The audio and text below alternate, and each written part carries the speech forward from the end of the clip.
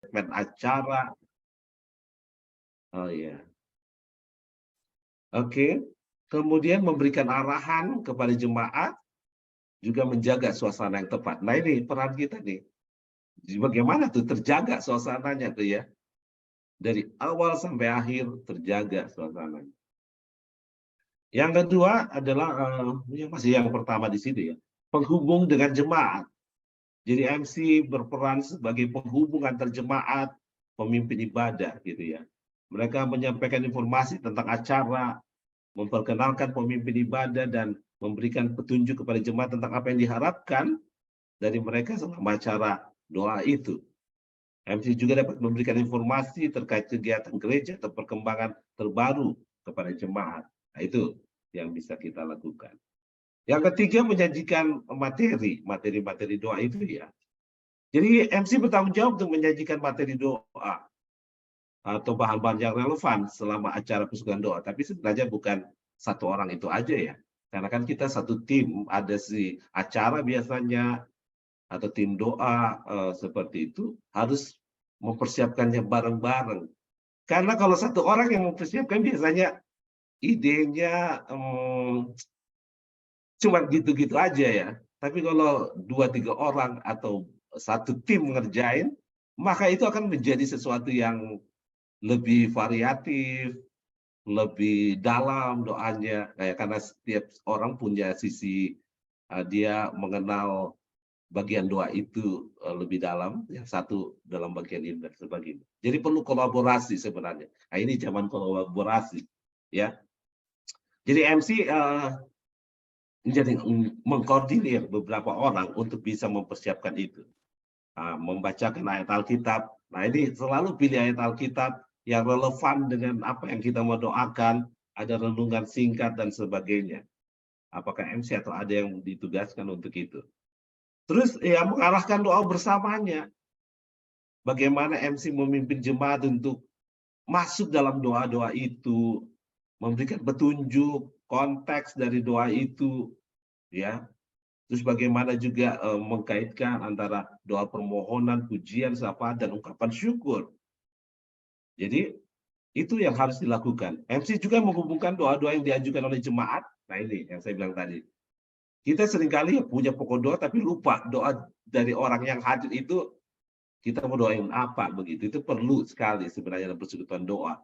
Sehingga orang pulang itu, setiap orang dijamah hatinya. Setiap orang didoakan gitu loh kalau pulang. Jangan sampai orang ikut persekutuan doa, dianya nggak dijamah ya di dalam doa itu. Jadi kebutuhan yang dihadapi mereka itu harus dilihat. Yang kelima di sini di PDF yang kelima ya, di sini yang ketiga, menciptakan atmosfer spiritual. Jadi MC harus menjaga itu ya, hikmatnya acara doa itu, di mana terasa lah ya, ada orang yang bisa menjaga itu. MC yang saya yakin itu bukan karena kehebatan dia jadi MC, tapi ini adalah satu kualitas kehidupan doa dia harusnya. Jadi bagaimana dia bisa menjaga itu karena dia sendiri memang menikmati doa itu, terhubung. Nah, pernah lihat nggak kalau kalian ikut acara persekutuan doa, MC-nya itu nggak ikut berdoa loh. Sibuk, ini pokok doa berikutnya apa lihat kan? Jadi dia lihat kertasnya tuh. Nggak bisa. MC nggak boleh begitu. MC bukan membacakan pokok doa, MC berdoa. Jadi kamu jangan sibuk dengan kertasmu. Apa nih pokok doa berikutnya? Jadi kita jadi nggak enak gitu, risih. Karena ini kok MC-nya jadi mengganggu gitu ya. Dia nggak ikut berdoa. Dia sibuk membaca pokok doa berikutnya nggak apa. Itu berarti dia nggak menguasai pokok doanya juga gitu. Jadi MC harus berdoa ketika dia memimpin doa. Gimana mungkin kan? Kamu memimpin doa, kamu sendiri nggak berdoa. Itu perlu diperhatikan. Jadi mengundang hadirat Tuhan itu ya bagaimana dan jemaat bisa merasakan itu. Mereka dapat menggunakan kata-kata puitis mungkin ya dipersiapkan itu. Pengantar musik yang tepat. Nah, itu ini perlu juga ya.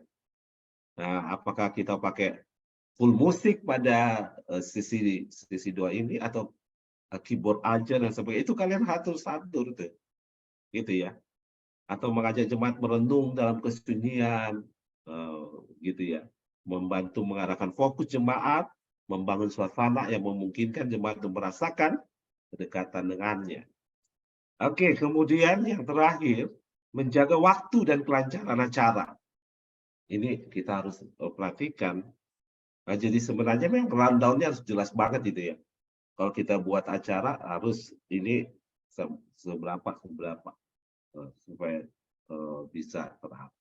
Nah, ini juga menjadi satu hal yang kita perlu, perhatikan. Nah, seolah-olah kan kalau kita sudah menentukan waktu tuh ya, rigid, 5 menit akan doain ini dan sebagainya. Tetapi dalam satu sisi kita juga harus terbuka pada, ya kalau kita MC ya, kita ngerti nih, apa yang sedang terjadi, jemaat seperti apa, gitu kan. Kita harus peka melihat suasana, gitu ya. Kalau misalnya nggak tahu lah bagaimana. Ya pengalaman saya beberapa kali memimpin doa, bisa melihat ada sesuatu terjadi di dalam, jemaat gitu ya. Pernah waktu memimpin doa tiba-tiba ada seorang yang histeris, "Loh, kamu mau lanjut doa?" Ya nggak bisa gitu. Ini harus diurusin dulu itu. Kan nggak mungkin kita bawa lari keluar gitu ya, kecuali kalau dia sudah ini ya, kita bawa ke ruang sebelah misalnya gitu ya. Tapi kan tetap terganggu jemaat. Jadi kalau saya akan urus itu, selesaikan, supaya jemaat juga belajar dari situ. Nah, itu kita perlu perlu peka melihat pimpinan Tuhan. Mungkin Tuhan mau bicara sesuatu melalui, apa yang terjadi. Itu histeris, bukan kerasukan setan, dia histeris, seperti itu. Atau ada suasana lain yang terjadi, ya seperti itu. Atau Tuhan tiba-tiba ingatkan kita, ada nih yang perlu didoakan, yang terlewat begitu, kita harus untuk, coba masukkan itu dalam doa kita. Itu harus peka melihatnya.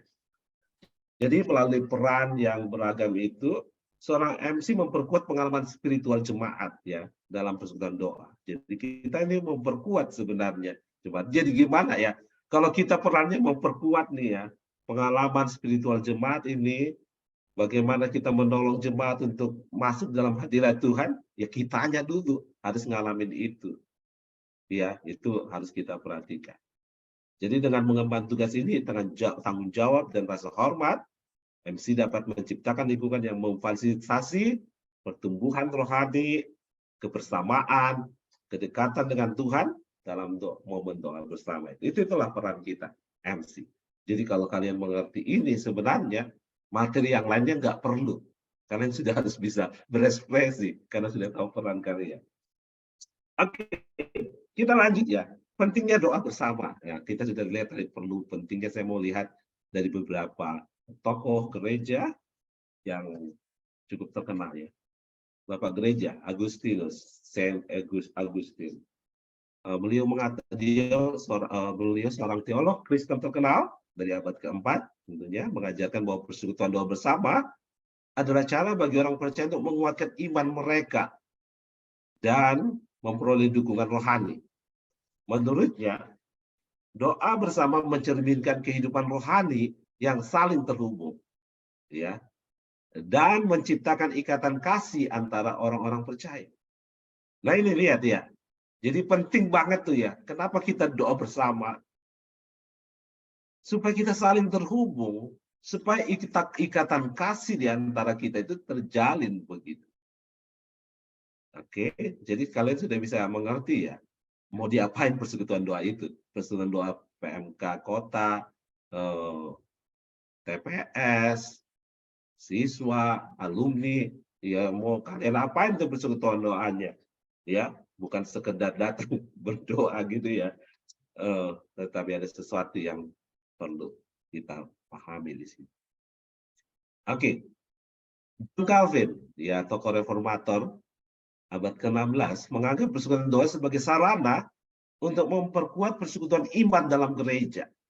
Menurutnya doa bersama adalah wujud nyata dari komunitas Kristen yang hidup, aktif, dan saling mendukung. Jadi kalau kamu mau lihat persekutuan kita perkantas ini hidup, dinamis, ada ledakan-ledakan explosion ya, movement yang meledak luas, doa. Ya, itu bisa terjadi kalau kalian sungguh-sungguh di dalam persekutuan doa itu. Kalau kita sudah melupakan ini, maka habislah perkantas, nggak punya kekuatan apa-apa. Ya, saya sadar ya ketika melayani di Makassar 15 tahun kan ya, saya melayani di Makassar, terus saya pindah ke Surabaya. Waktu itu sudah berjalan dengan baik. Saya bilang sama Tina, Kak Tina, semua udah bisa dikerjain loh tanpa saya. Iya, adik-adik semua sudah bisa kerjain. Sudah otomatis berjalan. Acara kita sudah sistemnya berjalan dengan baik. Dan saya merasa, ya saya harus mengerjakan sesuatu yang lebih besar dari itu. Ya kan? Semua udah jalan otomatis. Nah, kita harus menangkap maksud Tuhan apa. Nah, kalian harus mengerti itu juga dalam hidup kalian ya. Karena kita harus hidup terus-menerus maju. Dan demikian juga perkantas, pelayanan siswa, mahasiswa, alumni, harus dikerjakan dengan dinamis, mengerti apa sih yang Tuhan mau kerjakan. Dan itu terjadi ketika kita berdoa. Oke. Dietrich Bonhoeffer, seorang teolog Jerman abad ke-20, menekankan pentingnya persekutuan doa dalam menopang kehidupan Kristen yang bertumbuh. Yang mengajarkan bahwa doa bersama memperkuat ikatan gereja, memberi dukungan moral, dan melahirkan tanggung jawab sosial yang kuat di antara anggotanya. Jadi doa harusnya membuat kita saling memperhatikan satu dengan yang lain. Tanggung jawab sosial ada di dalamnya. Kemudian, Dietrich Bonhoeffer, kalau saudara mengerti, dia memang orang yang terlibat juga di dalam memang sosial kemasyarakatan. Dan banyak sekali ya karya-karya beliau. Nah, doa harusnya membuat kita mengerti apa yang harus kita buat dalam masyarakat. Jadi kita berdoa bukan sekedar berpikir atau mendoakan program-program perkantas. Tidak. Doa harusnya membuat kita mengerti Tuhan mau bawa kita mengerjakan apa untuk masyarakat. Sebenarnya kalau kita lihat Alkitab ya, sejarah dari perjanjian lama ke perjanjian baru, iya, Tuhan berkarya dalam sejarah bangsa-bangsa loh. Bukan dalam komunitas kecil toh. Tapi Tuhan bekerja dalam sejarah bangsa-bangsa, bukan? Iya, makanya saya berharap perkantas bukan sekedar memikirkan persekutuan ini saja, tapi memikirkan bagaimana menjangkau dunia ini, bangsa kita Indonesia ini juga. Bangsa kita mau mengarah kemana? Ini mau menjadi Indonesia maju. Apa peran perkantas untuk Indonesia maju ini? Dan persoalan-persoalan bangsa yang lainnya. Kita harus terlibat di situ. Oke. Itu 3 orang besar dalam kekristenan. Dan sekarang kita lihat, peran doa ada di PDF, ada lagi di situ ya. Pentingnya persekutuan doa dalam kehidupan Kristen, ada hubungan dengan Tuhan, keterhubungan, keberhasilan pembentukan karakter, pelayanan dan pengutusan. Gitu ya, saya tuliskan di sana. Kalian bisa lihat di PDF-nya. Jadi berharap sudah di-share di sini juga ya. Oh ya, sudah di-share sama itu ya. Oke, teman-teman bisa download itu PDF-nya, bisa melihat lebih jauh. Oke, sekarang kita lihat peran doa dalam sejarah bangsa dan dunia. Kalau kalian perhatikan, itu memang sebenarnya sejarah misi itu sejarah dunia. Sejarah misi adalah sejarah mengubah bangsa-bangsa. Karena sebenarnya kalau saudara mengerti, saya kemarin khotbah di sebuah gereja membahas tentang grand design Tuhan. Gitu. Grand design Tuhan itu kan kerajaannya ya, yang hadir di dalam dunia. Maka sebenarnya yang harus kita lakukan juga begitu. Bangsa ini sedang menuju kemana? Bangsa ini harus masuk kepada kerajaan yang sesungguhnya kan. Sebenarnya pemulihan perlahan-lahan dari bangsa kita adalah cerminan bahwa Tuhan sedang berkarya bagi bangsa kita. Nah, ini suksesi 2024 kan, siapa akan jadi presiden berikutnya. Berharap bisa jadi presiden yang sungguh bisa melanjutkan ya apa yang sudah dicapai sampai hari ini. Nah, itu kita perlu berdoa tuh juga ya untuk kepemimpinan berikutnya. Kemudian apa lagi? Persatuan dan perdamaian. Banyak sekali contoh-contoh ya. Saya tuliskan beberapa contoh di sini. Bagaimana peran doa dalam sejarah dunia, pengaruh spiritual. Saya kemarin nonton film di Netflix itu bagaimana satu persekutuan, satu kelompok tapi rahasia kekristenan gitu ya, yang bisa mengubah sejarah Amerika gitu ya. Nah, kalian pernah nonton nggak itu? Jadi dia itu mirip-mirip perkantas nih kelompok ya. Dia terdiri dari 12 orang aja yang dia bina, tapi bisa mempengaruhi seluruh dunia ya. Jadi di Amerika itu ada persekutuan doa sarapan pagi gitu ya. Kalian pernah nonton nggak film itu? Itu yang kerjain segelintir orang, tapi bisa mempengaruhi loh. Pemimpin-pemimpin dunia bisa berdoa bersama dalam sarapan pagi itu. Itu event tahunan yang dilakukan. Tapi mereka bergeraknya juga rahasia, sampai nggak ketahuan dan sebagainya. Tapi juga akhirnya ada penyimpangan-penyimpangan dari hal itu. Cuma yang saya mau bilang, intinya adalah kita memang harus mengerjakan itu. Ya, bagaimana kita sebagai perkantas Tuhan pakai untuk mengubah bangsa kita ini menjadi bangsa yang sungguh memuliakan Tuhan. Ya. Coba kalian perhatikan ada Martin Luther King yang Tuhan pakai. Di situ ada contoh Mahatma Gandhi juga. Mahatma Gandhi memang sempat terinspirasi sama Yesus ya, tapi orang-orang Kristen justru yang menjadi batu sandungan bagi dia ya, karena membedakan ras ya, kulit hitam, kulit putih gitu. Tapi Mahatma Gandhi sendiri sangat itu ya, terinspirasi sama Yesus. Martin Luther King Jr. ya, bagaimana dia memakai doa loh. Ya, dia bukan orang yang bekerja tanpa doa. Oke, perubahan dalam sejarah Amerika kalau kalian lihat di PDF-nya situ ya. Doa dalam revolusi Amerika. Itu doa menjadi bagian penting dalam perjuangan melawan kekuasaan kolonial Inggris. Pemimpin-pemimpin seperti George Washington, Benjamin Franklin memanggil warganya untuk berdoa bersama, mencari bimbingan dan kekuatan Tuhan dalam perjuangan mereka. Ya, kalian bisa baca sendiri di Afrika Selatan bagaimana perjuangan anti apartheid, ya, doa dalam sejarah global Perang Dunia Kedua juga bagaimana dan sebagainya. Oke. Nah, saya akan menuliskan juga di PDF bagaimana Tuhan mengubah beberapa hal juga di Indonesia dan Korea. Di Korea juga sempat itu ya, kegerakan besar terjadi kan ya. Dan saudara harus mengerti bahwa gereja membawa pengaruh di dalam perubahan keputusan pemerintahan di Korea. Itu saya nggak tahu kalau sekarang signifikan nggak. Tetapi menurut kesaksian waktu saya masih itu ya, jadi staf waktu ikut juga camp mahasiswa di Korea, ya agak ada perubahan katanya. Karena orang kembali agama yang terbesar sekarang jadinya adalah apa ya? Yang ya tidak ada agama, dia mau tuhankan uang dan sebagainya kayak gitu.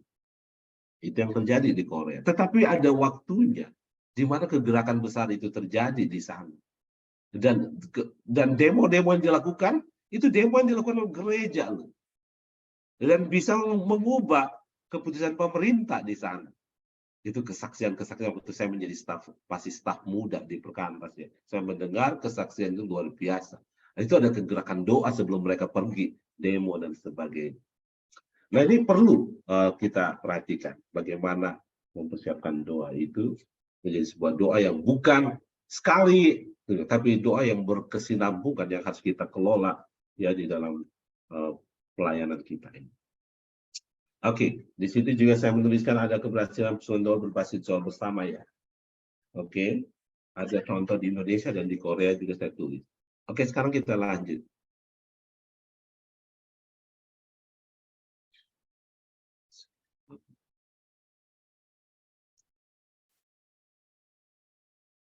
Oke, persiapan seorang MC.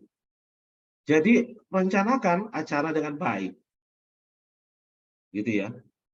Jadi buat jadwal, alur acara terperinci, termasuk waktu untuk pujian doa renungan bagian lain yang relevan. Tetapkan tema atau fokus ya, jadi setiap doa kan harus fokus. Ya saya ingat saya juga di PMK Kota dulu begitu ya. Minggu pertama kita fokus pada doa apa gitu ya, minggu kedua fokus pada doa apa. Jadi memberi arah ya, kekonsistenan dalam seluruh program. Persiapkan materi, bahan-bahan yang perlukan, seperti bacaan Alkitab, kutipan yang relevan, lagu-lagu rohani, renungan yang sesuai. Nah, itu sesuai, semua harus sesuai. Renungannya pun harus sesuai dengan tema dan sebagainya. Nah, kita harus kenali audiens kita, siapa yang hadir, latar belakangnya, ya kebutuhan rohani mereka, ya jelas dong ya. Kalau anak baru bertobat kita kasih doa yang berat-berat, kayaknya agak-agak. Jadi lihat siapa sih audiens kita ya. Ini akan membantu Anda memilih bahasa yang sesuai, juga memilih materi yang tepat, pokok yang tepat gitu. Jika ada anggota gereja atau kelompok tertentu yang memimpin bagian-bagian tertentu dari doa, pastikan Anda berkoordinasi dengan mereka sebelum. Iya, biasanya kan di sini gitu ya. Kalau doa besar kan biasa kita undang lembaga lain, gereja lain. Nah, itu kan kalau ada orang yang dikasih tugas koordinasi dengan baik dan sebagainya. Itu perlu. Persiapan pribadi. Tapi kalau di antara kita juga begitu ya. Kalau misalnya ada orang lain yang ditugaskan memimpin doa bagian ini, udah diberitahu orang itu juga kamu harus pilih gimana sih kehidupan doa dia, gimana sih ketika dia berdoa. Ada kan orang doa yang tenang, tetapi kita bisa menikmati. Ada juga orang ketika dia berdoa nggak terlalu pas untuk doa di umum dan sebagainya. Kalian bisa tahu lah ya dalam kehidupan sehari-hari. Itu kalau doa besar begitu, karena kan mempengaruhi situasi nanti. Jadi kalau pilih orang yang tepat untuk berdoa juga. Oke, kemudian persiapan pribadi itu yang ketiga.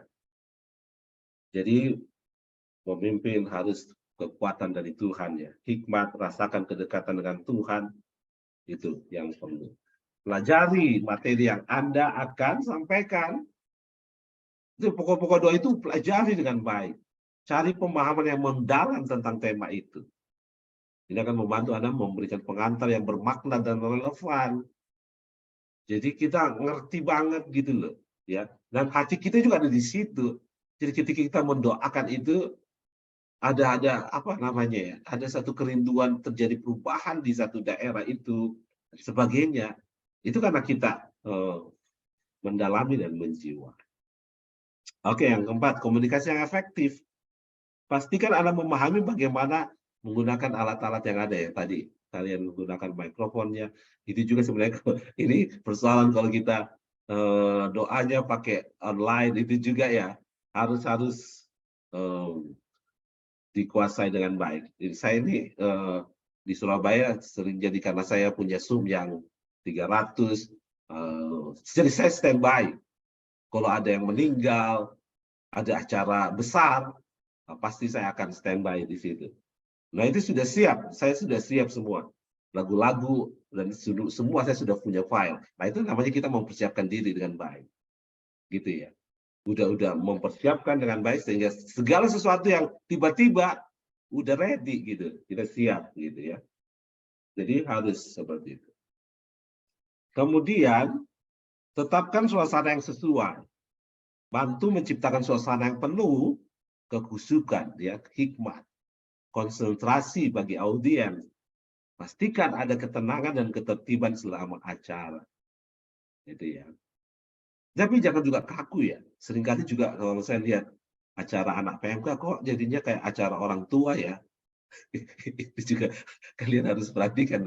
Ini anak siswa, mahasiswa, kalian kok acaranya kayak kebaktian ibu-ibu, bapak-bapak begitu.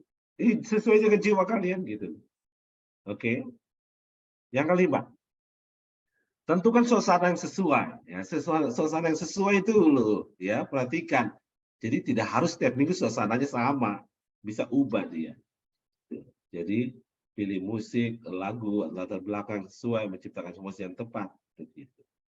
Jadi dengan mempersiapkan diri dengan baik, menjaga fokus pada tujuan spiritual persekutuan doa, Anda akan mampu memimpin acara itu dengan lancar dan membantu semua yang hadir merasakan kehadiran Tuhan dengan lebih kuat. Nah, itu dia. Ya, kalau saudara mempersiapkan. Nah, sekarang kita lihat liturginya persekutuan doa yang baik seperti apa. Sebenarnya ini elemen-elemen yang penting, tapi tidak harus peraturan seperti yang saya tulis ya. Kalian bisa modifikasi. Yang umum kita punya pasti ada pembukaan, ada pujian dan penyembahan, renungan dan firman Tuhan. Kalian bisa baca di situ nanti. Jadi sambutan, pengantar gitu sebagai MC, lagu pembukaan misalnya gitu ya. Jadi di sambutan itu kita harus sudah memberitahu apa sih tujuan doa kita hari ini, tema kita apa begitu ya. Itu perlu sekali supaya membawa semua audiens mengerti kita mau doa apa nih. Pujian dan penyembahan jelas sekali, partisipasi pujian menjadikan lagu-lagu rohani yang mengarahkan hati kepada atmosfer penyembahan yang khusyuk itu. Sertakan doa pujian dipimpin oleh seorang pemimpin rohani yang mengucap syukur kepada Tuhan begitu ya. Renungan atau firman Tuhan. Nah, ini perlu juga ya kalian persiapkan berdasarkan itu tadi tema apa. Jadi sesuai relevan dengan tema, fokus dari persekutuan doa. Jadi seperti itu ya, berikan refleksi singkat, khotbah yang mengaitkan bacaan kita dengan konteks kehidupan sehari-hari dan menggugah semangat spiritual jemaat. Nah, itu dia. Terus yang keempat, doa bersama. Doa umum, ada doa umum, ajak jemaat untuk berdoa bersama, gitu. Yang keempat ya, pindah dulu sekali. Oke, jadi doa bersama. Nah, ini kan divariasi juga ya. Ada persekutuan doa yang sebelum firman sudah ada doanya kan ya.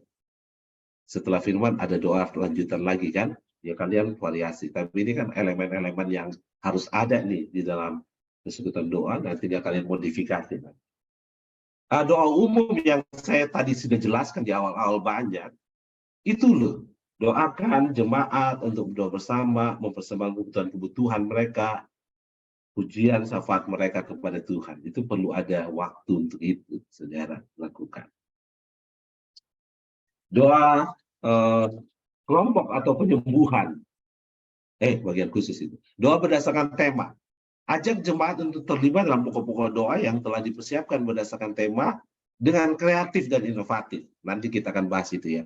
Gimana sih menyampaikan doa itu yang kreatif dan inovatif gitu. Nanti kita akan ada topik berikutnya. Nah, bagian khusus, ini bagian khusus testimoni atau kesaksian. Nah, sebaiknya ada, kalau kalian ada sesi itu, disiapkan 1-2 orang. Karena kalau biasanya kan begitu ya, bagi ada yang mau bersaksi, diam, kan langsung suasana turun loh itu. Nggak ada yang mau bersaksi, kalian kasih kesaksian. Persiapkan 2 orang misalnya yang mau bersaksi. Nanti setelah 2 orang itu selesai, baru spontanitas. Gitu ya. Tapi jadi jangan kamu dadakan buat testimoni, hancur acaramu, benar.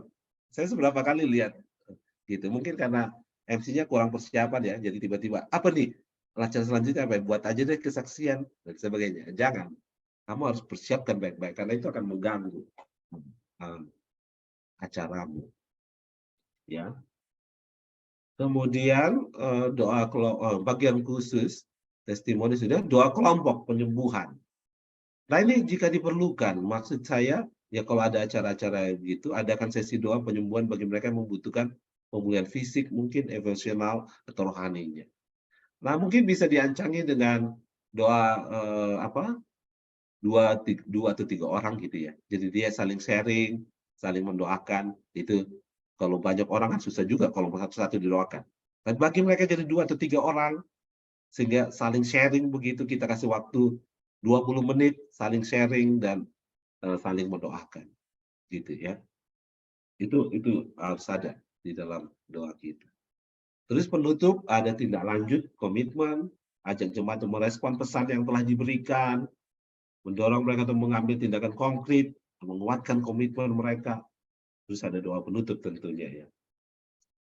Oke, pastikan liturgi persekutuan mengalir dengan baik, memberikan kesempatan bagi partisipasi aktif jemaat.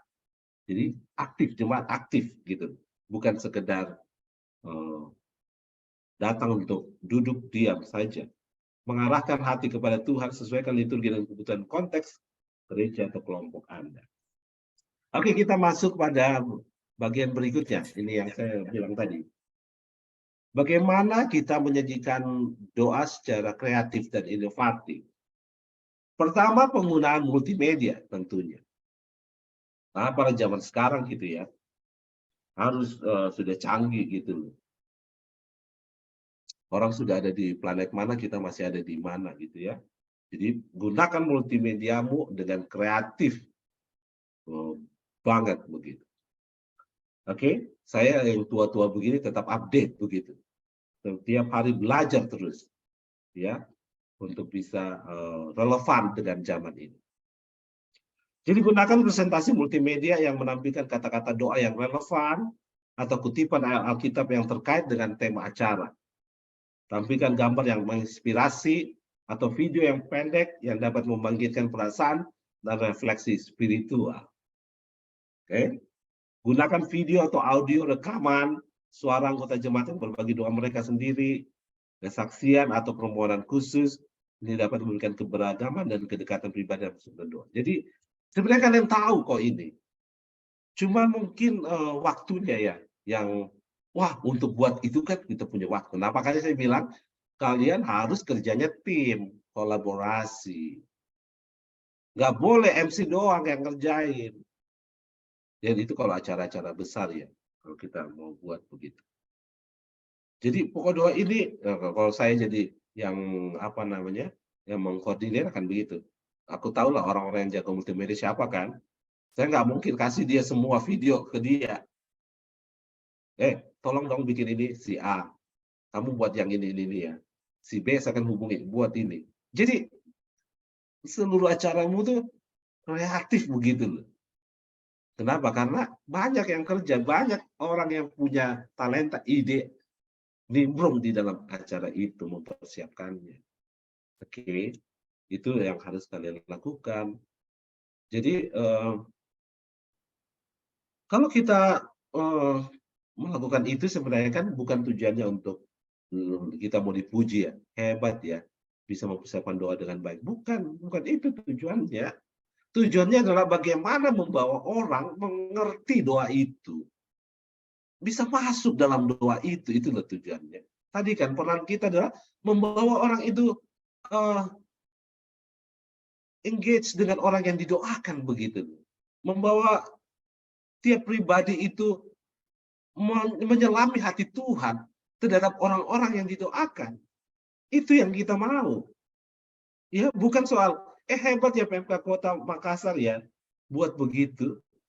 Hebat ya bikin camp tuan rumah yang baik. Bukan itu tujuannya. Tapi semua ini bagaimana orang bisa itu tadi tenggelam masuk dalam doa itu. Dan kalian bisa rasakan tadi dua tiga orang sepakat meminta dengan hati yang dalam penuh kesedihan. Bagaimana Tuhan tidak turun tangan gitu ya.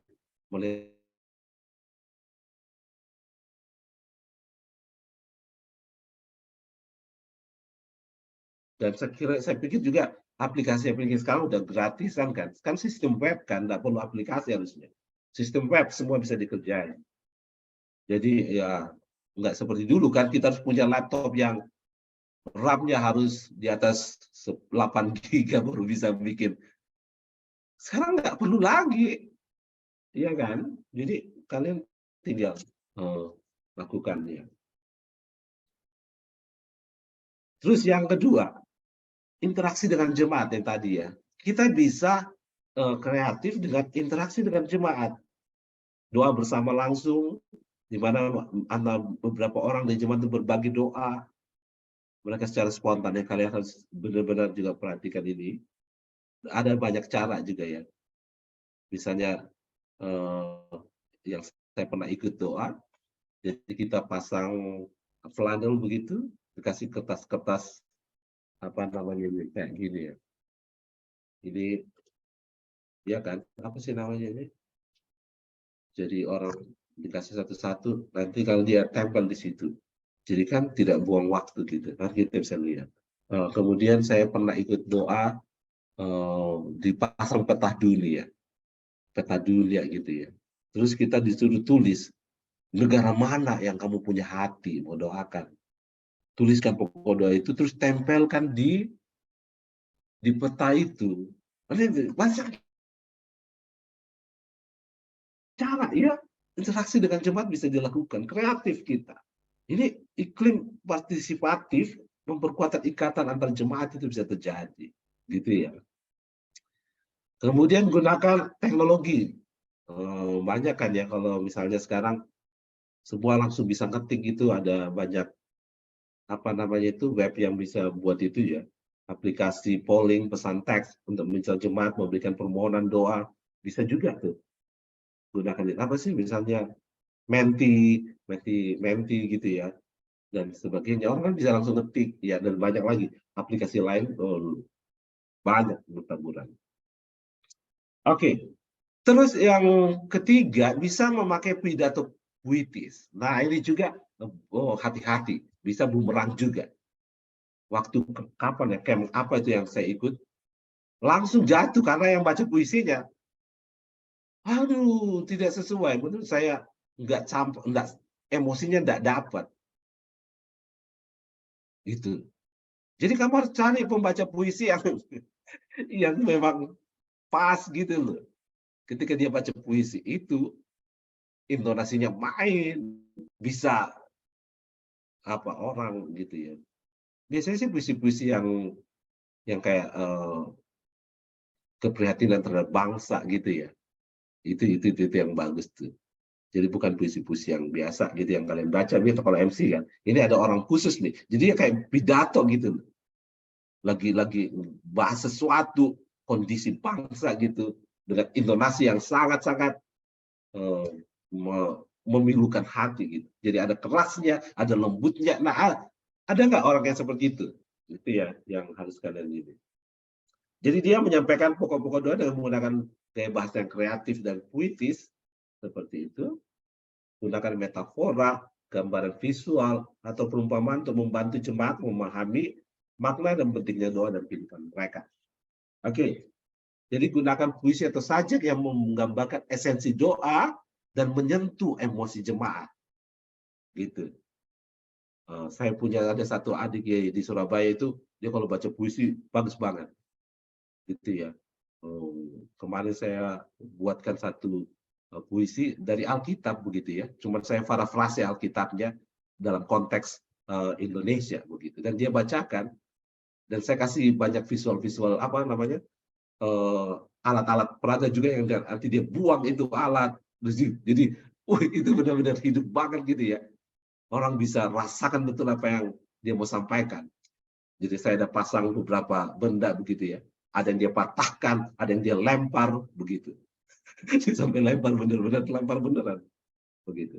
Nah, harus ada sesuatu yang seperti itu kalian buat, ya. Oke. Kemudian momen refleksi dan meditasi itu berikutnya. Nah, kalian ciptakan waktu suasana yang tenang untuk momen refleksi dan meditasi selama acara. Gunakan musik meditasi yang menenangkan atau latar belakang instrumental yang mengarahkan jemaat dalam perenungan dan fokus pada Tuhan. Sediakan beberapa momen keheningan di antara bagian-bagian doa untuk memberikan kesempatan bagi jemaat untuk memperdalam hubungan mereka dengan Tuhan secara pribadi. Ada juga perlu ya. Jadi kasih waktu jeda. Sementara musik mengalun, mereka berdoa, doa pergumulan mereka bisa juga. Bisa terhadap doa pribadi atau juga tadi, apa sih pergumulan bangsa yang mereka sedang gumuli. Yang kelima, visualisasi kreatif. Gunakan elemen visual seperti simbol-simbol keagamaan. Nah ini seperti kita pakai apa peci kayak gitu ya untuk mendoakan kelompok tertentu gitu. Kayak saya sekarang suka pakai baju koko begitu ya. Jadi mungkin kalau kita menggunakan Muslim, semua pakai baju koko begitu, ya. Jadi untuk membuat kita dekat pada sesuatu, atau tapi hati-hati juga ya, jangan sampai seperti kelompok apa lembaga lain ya, pakai simbol-simbol Muslim, akhirnya Al-Qurannya juga didoakan di tengking-tengking, ya itu jangan sampai begitu ya. Dia pakai aksesoris. Nah kalau kami dulu waktu saya sekolah teologi, kita kalau doa itu doa untuk bangsa, kita pakai baju negara itu. Jadi kita sudah punya aksesoris baju negara-negara mungkin. Terus bendera bangsa-bangsa kita pasang gitu ya. Jadi itu perlu visualisasi kreatif. Tadi peta-peta, tadi kita bisa pasang pokok doa atau kita bisa tumpang tangan di peta itu begitu ya. Itu menimbulkan sesuatu yang lebih dekat pada doa ini. Jadi objek atau melambangkan doa dalam konteks budaya atau tradisi tertentu. Ya, itu nanti kita bisa lihat di kolaborasi seni ya. Untuk memperkaya makna doa dan membantu jemaat memvisualisasikan makna yang lebih dalam. Oke, kolaborasi seni. Ya, undang anggota jemaat yang memiliki bakat seni, ya, seperti musisi, penari, atau seniman visual. Kayak tadi tuh 2 orang pemain musik tadi harusnya ada lagi beberapa orang singers itu bisa tuh menyajikan musik-musik yang pernah lihat ya, musik-musik yang kreatif, alternatif lah begitu, yang kekinian. Kalian pokok doanya dalam bentuk lagu misalnya, bisa ya seperti itu. Atau tarian, ya saya tahu tuh siapa tuh, Feng ya, Feng ini Kak Feng sama Kak Multi itu kan jago bikin-bikin tampilan yang pakai flashlight begitu ya. Nah itu bisa dipakai juga tuh. Bagaimana skit menggambarkan pokok doa dengan itu bagus. Kemarin waktu di doa mahasiswa di Surabaya, kami pakai juga itu ya. Jadi menyimbolkan beberapa kelompok anak muda gitu ya. Jadi setiap kelompok anak muda ini punya persoalannya masing-masing begitu. Dan siapa nih? Tidak dikasih solusi, dikasih persoalan aja. Siapa nih yang akan menolong mereka? Nah itu, iya kan? Jadi masing-masing jadi beberapa kelompok mahasiswa dengan persoalannya. Terus nanti MC-nya tutup. Siapakah yang akan pergi bagi mereka? Siapakah yang akan kuutus bagi mereka? Nah, itu kan langsung menggugah. Lihat, iya ya, ada persoalan ini loh terjadi di dalam dunia mahasiswa. Terus apa kita diam? Siapa yang akan tolong mereka ini? Nah, mungkin orang akan ada yang relate dengan persoalan 4, ada yang relate dengan persoalan 1.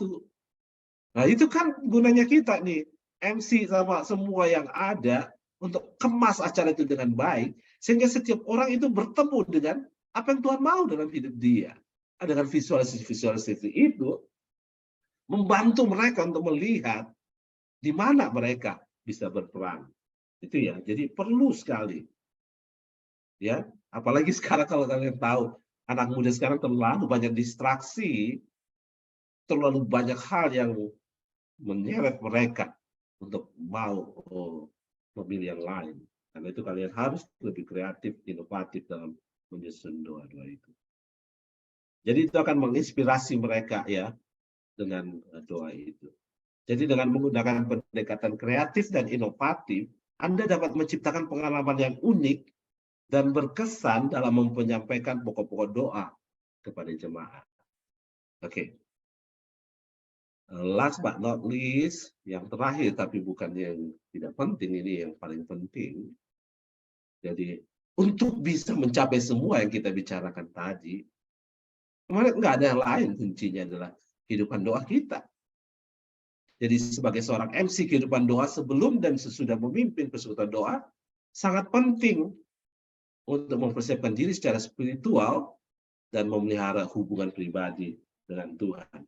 Pribadimu di PDF yang lebih lengkap kalian bisa baca.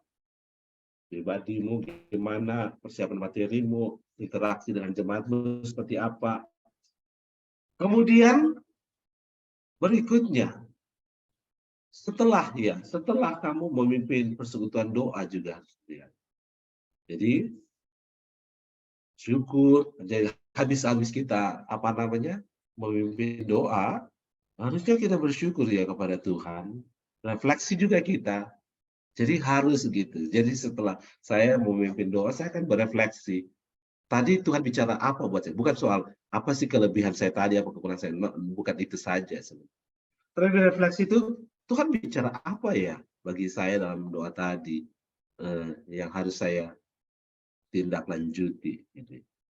Ya, mana tadi kalau kalian mau lihat, mana sih tadi ketika saya berdoa itu, di titik mana yang rasanya orang nggak bisa masuk dalam doa itu, kenapa? Itu juga perlu kalian lihat. Kekuatan saya di mana itu kalian. Tapi yang lebih penting adalah, apa sih Tuhan bicara lewat pesan doa tadi buat kamu? Ya, jadi yang harus diperbaiki juga perlu diperhatikan. Kemudian doa pribadi. Lanjutkan kehidupan doamu secara pribadi. Doakan apa yang kamu doakan tadi juga dalam doa pribadimu. Terus evaluasi dan umpan balik. Minta umpan balik dari pemimpin rohanimu atau ke anggota jemaat lainnya tentang pelaksanaan persekutuan doa tersebut. Dengarkan masukan dan kritik konstruktif ya untuk terus meningkatkan kemampuan Anda dalam memimpin persekutuan doa itu. Lakukan evaluasi pribadi tentang bagaimana dapat menjadi MC yang lebih baik.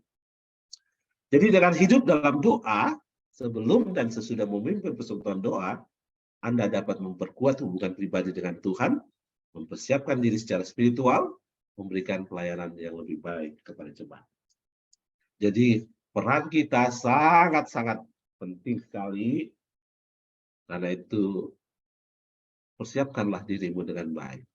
Biarlah engkau menjadi alat Tuhan yang bisa menyampaikan isi hati Tuhan kepada jemaat dan membawa keluhan isi hati jemaat kepada Tuhan. Dan ingat, yang terpenting adalah kita akan memimpin doa. Kita adalah pendoa itu sendiri, dan kita akan berdoa bersama-sama dengan jemaat kepada Tuhan. Tuhan memberkati kita semua. Saya kembalikan ke MC.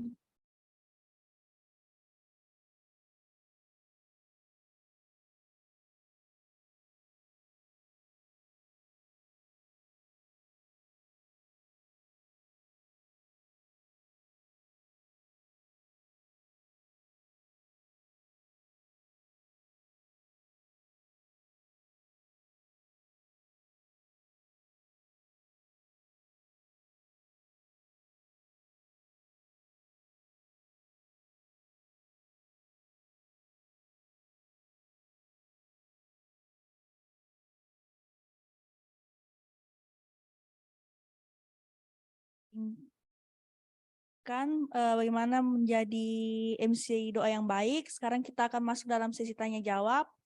Mungkin ada kakak-kakak dan teman-teman yang akan bertanya, dengan kasih disilakan.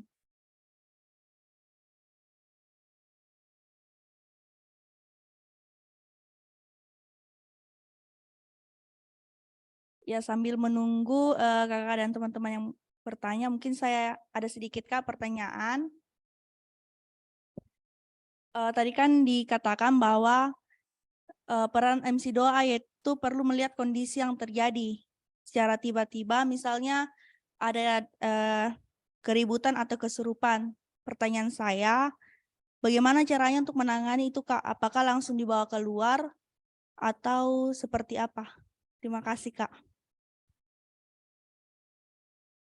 Iya, jadi kalau dalam pengalaman kami ya, jadi waktu terjadi persekutuan doa begitu, tiba-tiba ada yang histeris begitu ya, maka teman-teman jadi jangan MC-nya yang tangani dia ya, pastikan teman-teman lain begitu, akan ada langsung di sampingnya.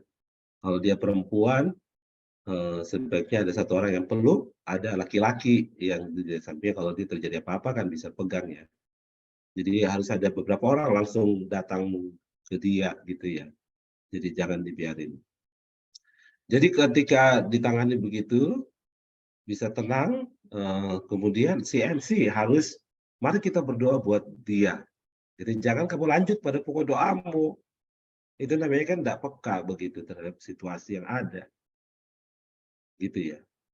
Jadi seperti itu. Nah, persoalan kami adalah berikutnya ketika orang itu ditengani, ternyata iblis kerja, ada lagi yang lain kesurupan, gitu.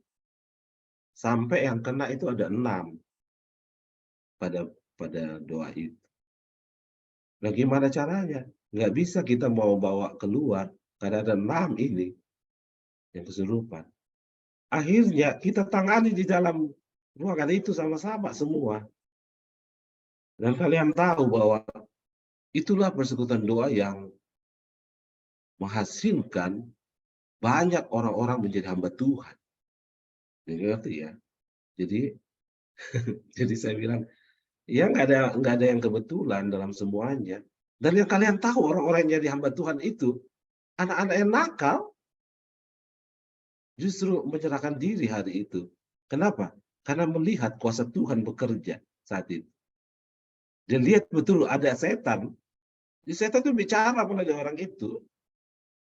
Dan bagaimana persekutuan doa itu kita mengusir setan-setan itu. Dan dia juga bisa melihat kuasa Tuhan melalui itu. Jadi ditaruh di ruang doa itu, di aula utama itu, 6 orang itu, dan satu-satu dilepaskan dari kuasa kegelapan. Oh, sukacita luar biasa. Jadi saya bilang, itu banyak sekali anak-anak yang bertobat dan menjadi hamba Tuhan dari acara doa itu. Mungkin begitu ya. Jadi MC bagaimana memimpin doa untuk mengarahkan kepada situasi yang ada. Tapi jangan MC yang turun ke situ. MC tetap aja di tempatnya. Tapi teman-teman yang lain kan, kita satu tim nih kan, haruslah peka untuk datangin. Kalau laki-laki, satu orang laki-laki yang pegang dia, yang lainnya jagain. Kalau perempuan, satu orang perempuan yang eh, apa namanya, pegang bahunya begitu, turut berdoa sama-sama dengan dia. Begitu. Oke, jadi jangan takut kalau ada begitu. Ya, biasa juga sebenarnya bukan kerasukan, ada orang histeris aja ya, karena persoalannya luar biasa. Saya ingat ada satu anak dulu pernah histeris waktu kita berdoa, ternyata papa mamanya cerai, jadi dia histeris, tidak terima kenyataan itu. Nah, dia lampiaskan di acara doa itu. Sakit sekali hatinya dia ya, karena orang tuanya mau cerai. Nah, hal seperti ini itu panjang, biasanya kalau orang histeris lebih panjang karena kan bukan setan itu. Nah, itu ya seperti itu, kita doakan dulu dia, kemudian ada teman-teman bawalah dia ke ruang sebelah dan sementara kita melanjutkan doa. Nah, itu kalau histeris. Dan tahu juga kalau kerusakan setan juga bisa lama juga sih kayak gitu. Tapi kalau histeris bisa lebih lama lagi gitu. Karena kan harus beres dia. Mungkin begitu ya caranya. Baik, terima kasih Kak. Mungkin masih ada pertanyaan dari kakak-kakak, baik secara onsite maupun online.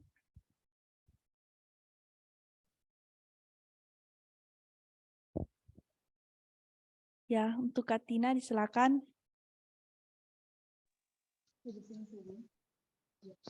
Ya, Kak. Jadi Ya.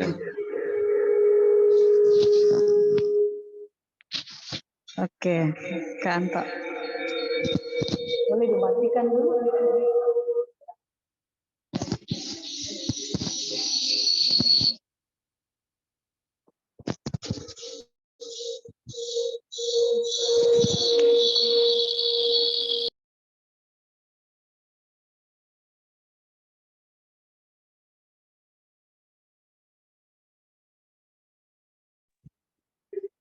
Tes.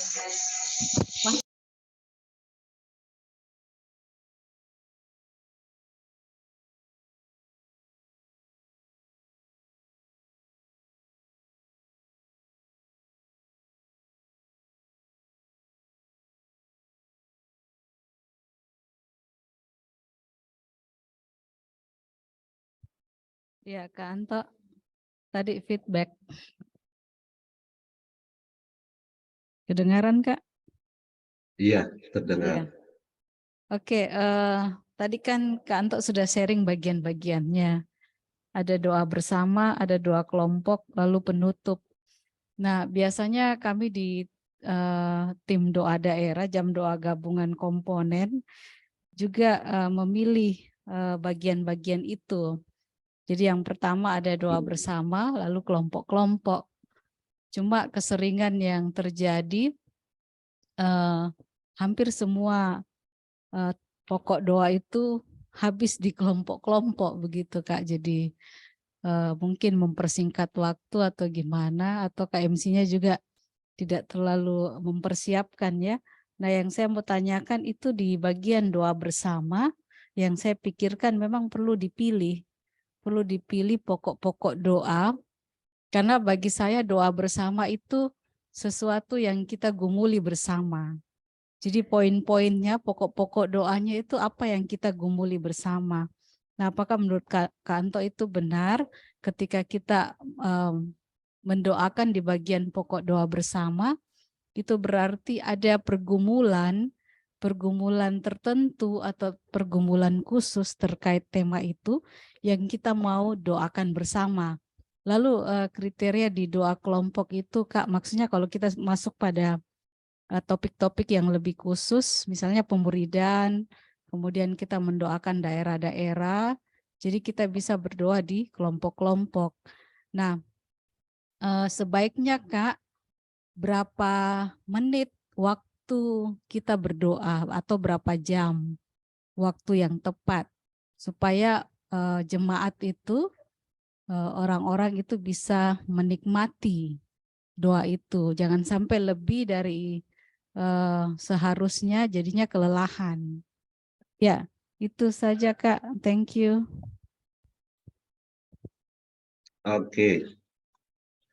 Jadi iya itu memang kecenderungan kita ya kalau akhirnya terlalu banyak pokok doa, jadi kita bagi dalam kelompok-kelompok, jadi habis tidak ada di doa bersamanya di kelompok semua didoakan. Nah, kelemahannya adalah jadinya orang tidak mengetahui kalau doa-doa yang itu ada kelompok lain, hanya kelompok-kelompok tertentu aja yang tahu begitu ya.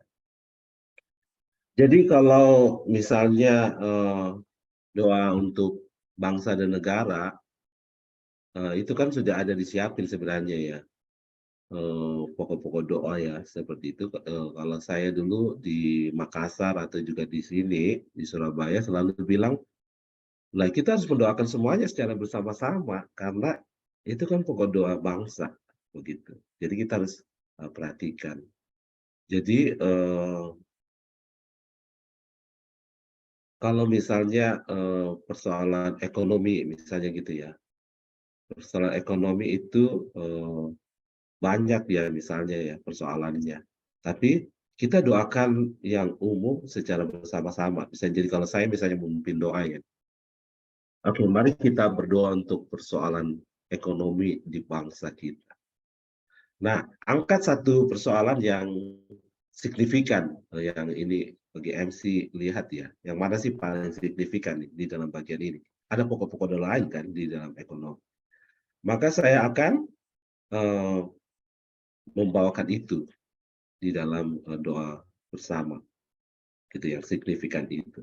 Sementara pokok-pokok doa lain kita sebar di dalam kelompok. Nah, gitu ya. Jadi usahakan setiap topik di dalam doa bangsa itu ada kita doakan bersama. Dan yang mana signifikan itu yang dipilih gitu kan.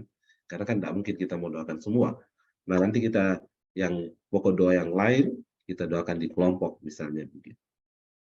Atau cara yang kedua adalah, tapi ini memang harus ribet, harus susah memangnya. Jadi pokok doa itu harus di-print yang kayak saya kasih PDF begitu, pokok doanya harus di-print utuh juga begitu. Setiap orang dapat. Gitu. Oke. Jadi kalau misalnya bagian satu itu adalah tapi biasanya orang juga itu ya. Orang nggak mau keluar dana untuk itu yang persoalan. Padahal sebenarnya itu sangat mendukung ya. Kalau saya sih kita bikin juga kertasnya bukan sekedar kayak makalah saya, lebih kreatif itu. di dalam pokok doa itu gambarnya gitu ya. Jadi misalnya bagian satu itu persoalan pendidikan di Indonesia gitu ya. Ada 10 pokok doa misalnya gitu ya. Nah, 1-2 ini yang krusial menurut saya ya. Menurut saya. Mari kita berdoa persoalan kesenjangan pendidikan di Indonesia. Ada data lebih bagus lagi. Berapa persen mengalami ini dan sebagainya. Kita doa, minta Tuhan tolong persoalan bangsa ini bisa teratasi. Saudara-saudara, setelah selesai ya, saudara-saudara, pokok doa 4-12, mari Bapak Ibu yang terbeban untuk mendoakan poin 4-12, pilih salah satu dari topik itu yang kita mau doakan. Mari kita berdoa bersama-sama. Ya, ada yang pilih 12, kan ada yang pilih 9, ada yang pilih. Tapi saya kan pilih juga satu loh, MC ya. Jangan sibuk pikirkan lagi pokok doa berikutnya apa ini. Enggak boleh, fokus pada itu. Saya kan berdoa pokok doa 7. Saya doa juga. Gitu loh caranya MC. Gitu ya. Jadi Tuhan tolong soalan ujian nasional di Indonesia gitu. Jadi saya ikut berdoa. Jadi pokok doa 3 sampai pokok doa 12 pasti ada yang doakan dalam jumlah besar. Itu cara untuk kita mau split kalau tidak mau dalam kelompok. Kelompok mungkin nanti hanya persoalan pribadi kita, misalnya gitu ya. Itu kita bisa lakukan. Itu jadi kalau Kak Tina tanya, yang mana sih kita mau doakan bersama? Yang krusial menurut kita. Ini kita kan dikasih kepekaan tuh untuk melihat yang mana krusial nih. Yang update sekarang kita yang menentukan MC-nya. Selebihnya kita bagi. Atau kita diskusi sama-sama, yang mana yang didoakan bersama-sama, yang mana dalam kelompok, yang mana di doa pribadi nanti gimana, seperti itu. Iya. Jadinya kalau dalam kelompok di Surabaya jadi kemarin juga sempat sudah dihilangkan persatuan doa kelompok karena jadinya monoton. Begitu terus. Dan ya belum lagi kalau yang mimpin di kelompok itu tidak menguasai doa, wah lebih kacau itu dong. Orang nggak terbangun kehidupan doanya. Ngerti ya? Kalau saya sih mending begitu. Kalaupun mau kelompok harus orang yang di kelompok itu yang memimpin juga menguasai begitu doa dengannya. Jadi ya perhatikan gitu. Oke, mungkin bisa terjawab ya Kak Tina ya.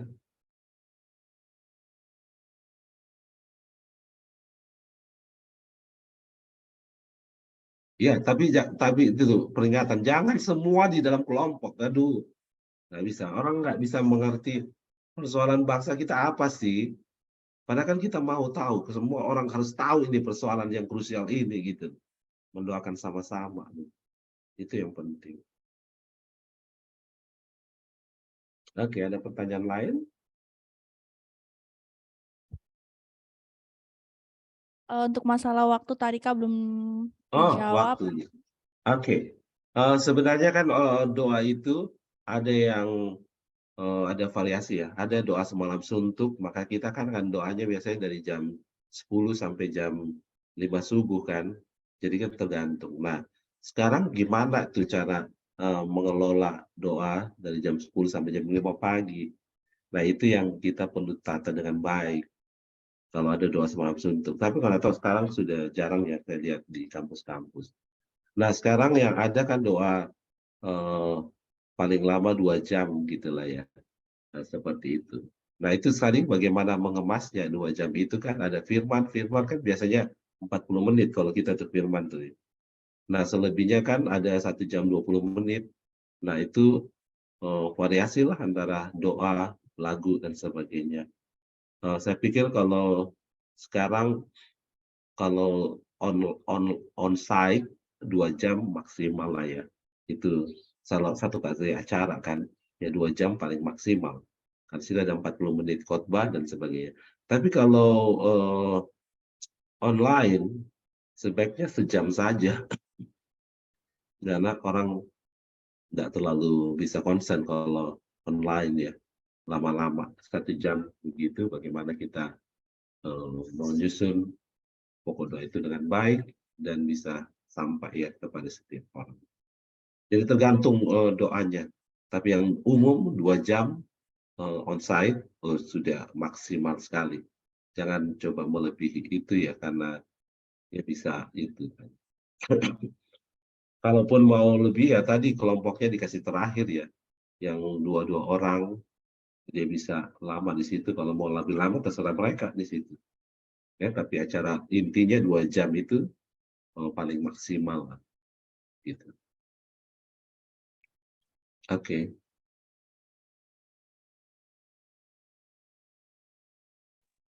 Baik Kak, terima kasih. Mungkin masih ada dari kakak-kakak dan teman-teman yang ingin bertanya. Kakak yang berada di Zoom, mungkin masih ada yang ingin ditanyakan.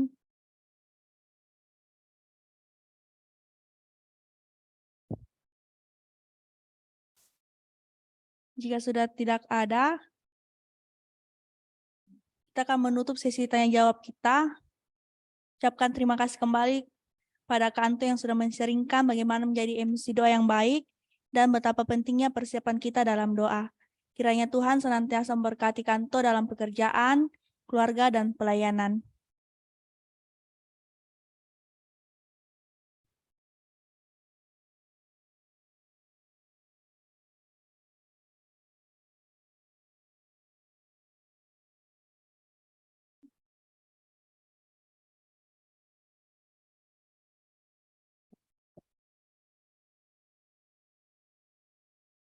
Menutup pembinaan kita, mari kita berdiri, kita kembali menyanyi Hidup bagi Kristus. Pujian Hidup bagi Kristus.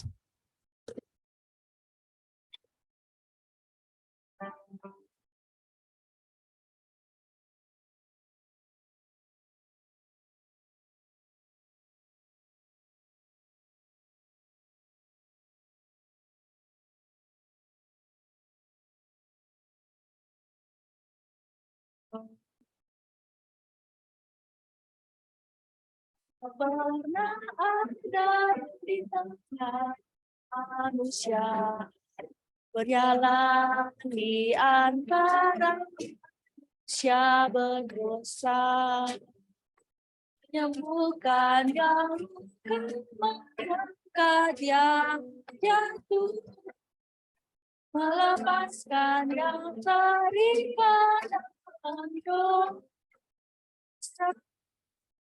Tanpa ku rasakan indahnya kasih-Mu, tak mungkin hanya ku simpan berdiam diri. Bawalah aku berjalan di tengah dunia-Mu, hidup hanya hidup bagi Kristus, hanya karena kasih-Nya. Hidup bagi Kristus hanya mungkin karena anugerah, mengasihi dan mengasihi, melakukan yang hidup. Kita ulang pujian ini sekali lagi.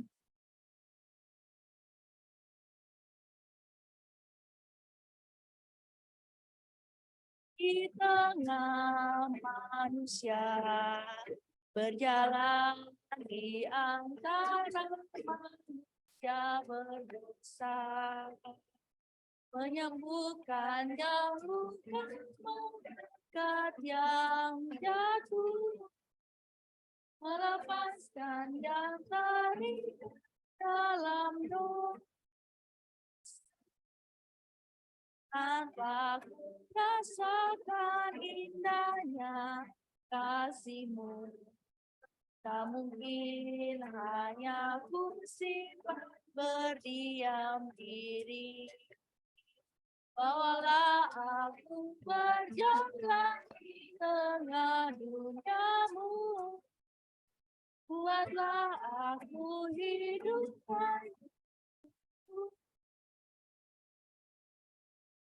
hidup di Kristus, karena kasih-Nya hidup bagi Kristus, hanya mungkin karena anugerah kasih dan kasih melakukan yang Dia hidup di Kristus, cuma hidup di Kristus.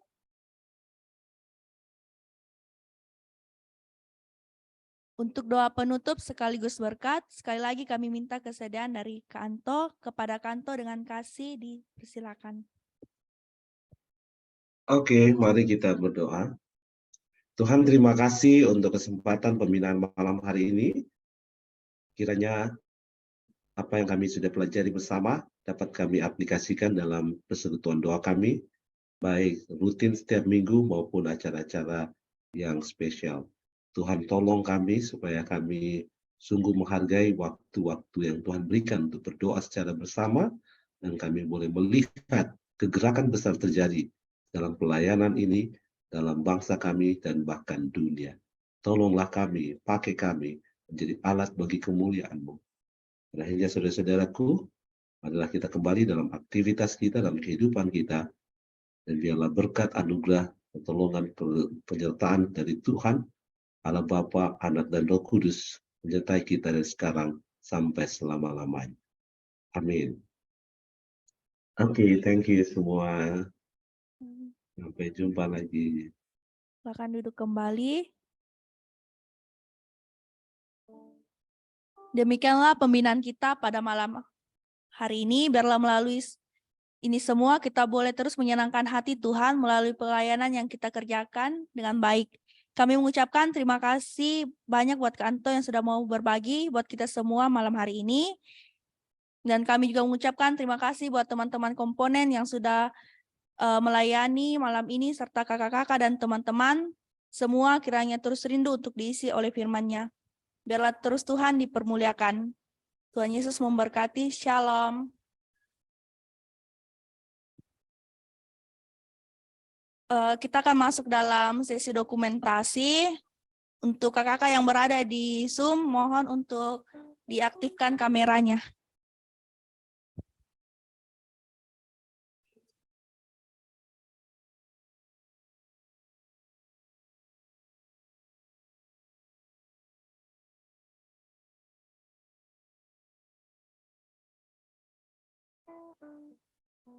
Untuk kakak-kakak yang ada